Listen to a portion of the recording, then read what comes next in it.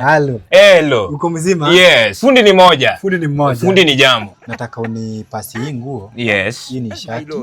Pasi tu. Nataka unipigie pasi vizuri. Hii ni trouser na hii ni koti. Na hiyo ni koti. Napenda kazi yako. Uko na event.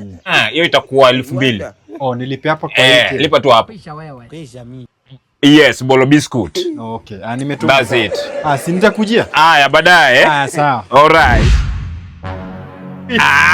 Habari. Yes, mwanaume mzima. Uko salama? Niko salama. Tumsifu Yesu Kristo. Tumesifu Yesu, yes. Ni kile nilikuwa nataka, niko na event na nilikuwa nataka unishone suti. So, kwa sahi nimejishika mbaya. Tunaona hata hapa kuna kitenge na sona nini, panti ya kitenge. Naona. Yes, I have a lot of work. Niko na suti ya kwaya. Niko na suti ya kwaya hapa. Yes. Si unaona iko sawa? Na longi yake. Na unaya na pesa ngapi? Sasa hii utanipea 3,000.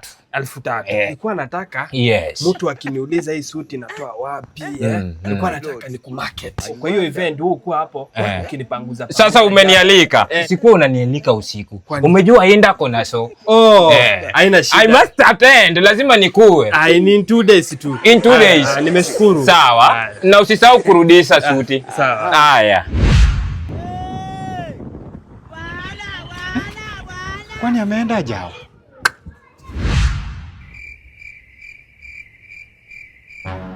We, ni nini mbaya bana? Harusi ni yako na hujafika bado. Harusi gani na sina suti? We suti gani bana? Hizi ni koti. We vai koti tuende bana. Bora pete. Sawa? Huyo msichana utampata tena, tuende bana. We vaanga tu tuende. Mungu akiamua kuunganisha watu wawili, hakuna yule ambaye ataweza kutenganisha. Kama siku ya leo tuko hapa kwa ajili ya Mrs. Kate na Mr. Ben. Hata simuwapigie makofi tafadhali. Haya. Nataka tukaweze kuimbia kale kawimbo kamoja kama mapenzi. Si mnakajua? Haya, tuendeni. Mungu ametuunganisha mimi na wewe. Ndio bwana harusi, mpigeni makofi. Pigeni makofi. Pigeni makofi. Suti yako si pastor amevaa. Pastor amevaa. Suti yangu. Mwenye uwanja wake kaingia sasa.